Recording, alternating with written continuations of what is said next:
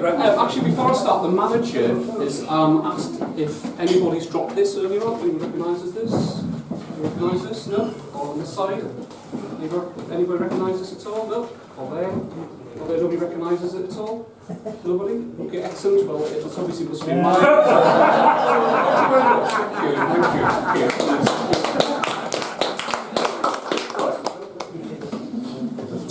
Right, now I'd like to introduce you to a little friend of mine. He's come all the way from North America to see you all tonight. And he is a little bit shy, so maybe a little bit nervous to start with. And he's called Rocky. And this is Rocky.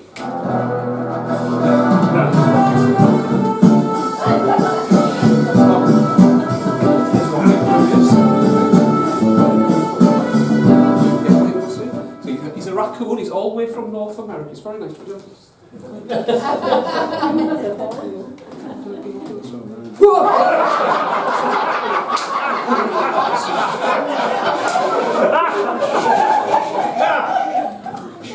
a little bit nervous. Oh, see, Max, just see. He's a little bit nervous. Now, Rocky has been working really, really hard to do a trick for everybody here tonight. He's been working at this trick for months and months and months. Okay, so I'm just going to put Rocky back in his little case over here for a minute or two. And what I'd like to do is I'd like somebody to pick a card. It's time for the card trick. So I'm just going to make this double. So, okay, and I just need somebody to pick a card. So this lady here, would you just say stop for me wherever you like? Okay, we'll just take the card you've got. Take it, show everybody. Don't let Rocky see the card. Don't let Rocky see the card. Okay, we all see that card? No. Okay, show the card around. Everybody gets to see the card. Okay, okay, just put the card back in wherever you go. Okay, so you've now got a card. Okay, and Rocky has no idea what that card is because he's in the box. Yes. Okay. So what we're going to do is I'm going to put the cards inside of the case. And Rocky's going to see if he can find your card, okay? So basically he's going to sniff around the cards, try and find the one that's got your scent on it, okay? And hopefully he will find the card, okay? So we've got the cards in the case, right? There he goes, he's working hard, he's working hard, he's working hard, he's working hard, yeah, he's working hard, he's working hard, right? Right, okay, right. I think he may have found a card. I think he may have found a card. Now just before we find out whether this is the card you chose, okay? I just wanted to bear this in mind. Rocky has worked so hard for tonight. It's been his ambition since he was a little raccoon at raccoon school back in North America to be a magical raccoon. Okay? All the other raccoons said, no way. They said, not a chance. He got bullied, he got called all sorts of names, okay? So, if Rocky has managed to find your card, you've forgotten what it is, isn't it? If Rocky has managed to find your card, could you give him the biggest round of applause ever? Not for me, but for the raccoon. Okay? Think of how often you've applauded raccoons in the past, and make this a really special round of applause if Rocky has found your card. Okay? Ready? Oh, he's got a card. Yeah, he's got a card.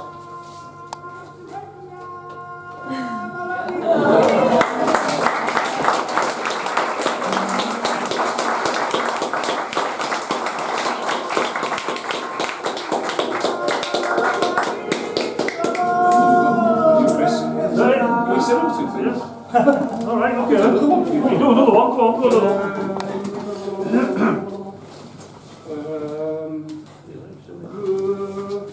Right, give me a minute.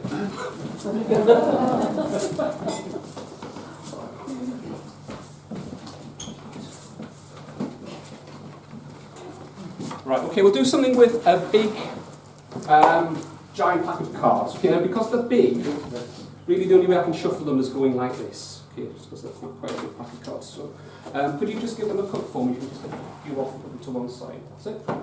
So basically we're shuffling as best we can with big pack of cards. Now I never know how this is going to turn out. It's different every time. Okay? So what I'm going to try and do is make up a story using the the cards. Okay. So I'm just having a... Yep, that will do. Right, yep. I think we're there. Okay. Whew. So this can go wrong. It's different every single time, okay? Right, this is the story of Jack Spade, who was an ace detective. And one morning, after a game of tennis, tennis? One game of tennis, yeah. Doesn't get any better. He got back to his office sometime between 3 and 3:30.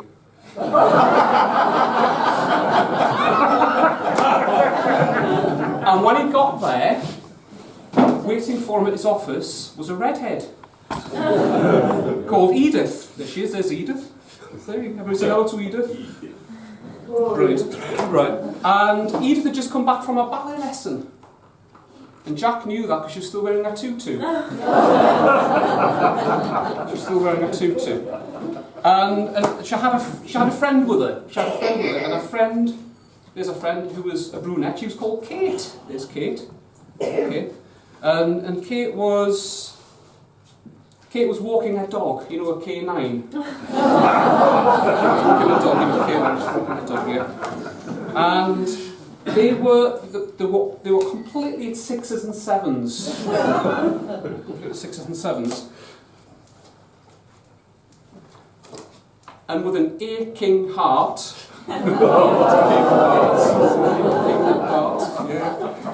aching heart, they told Jack that somebody had stolen Edith's 14-carat diamond.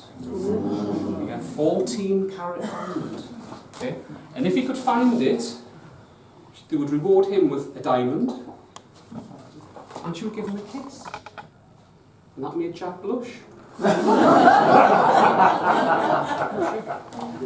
So, Jack set off down 667 Avenue.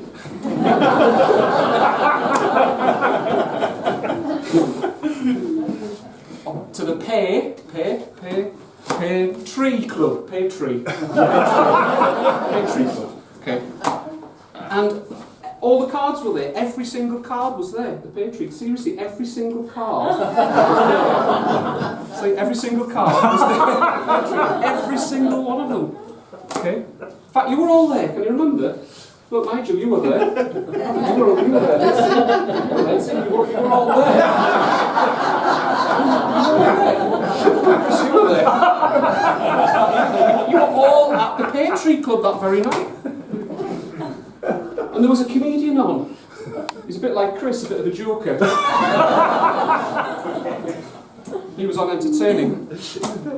So Jack asked around the club if anybody knew about who had stolen the diamond. Okay, remember how many carats it was? 14. Correct, 14 carats, yes. They stolen the 14-carat diamond. And they didn't really get very far, so they decided to order some food. So they ate. And they ate. What do you think they could have eaten? They ate a stew.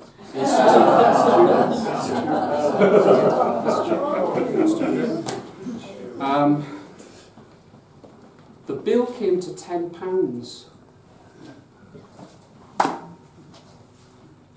Jack said, "I'm not forking out for that."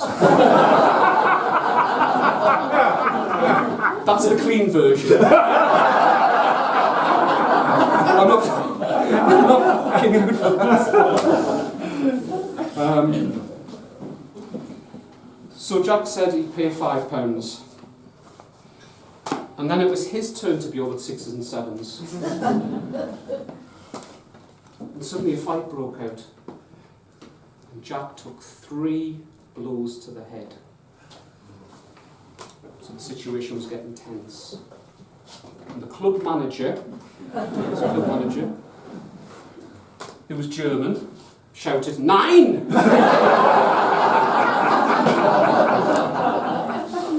9!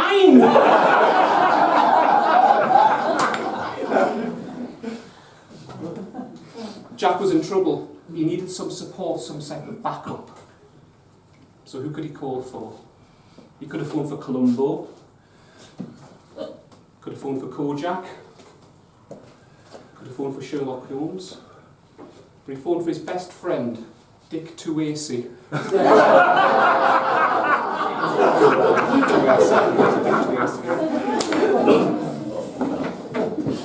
And then, luckily the police force arrived. Yeah. And before Jack or the police could apprehend the diamond thief, he committed suicide. He stabbed himself in the head with a sword, right the way through his head. Just like that, so he couldn't be taken into custody. Now, during all of this, Jack had actually fallen in love with both of them, both Edith and Kate. And he couldn't decide which one he wanted. And the moral of the story is no matter how good Jack was, he couldn't have his Kate and Edith.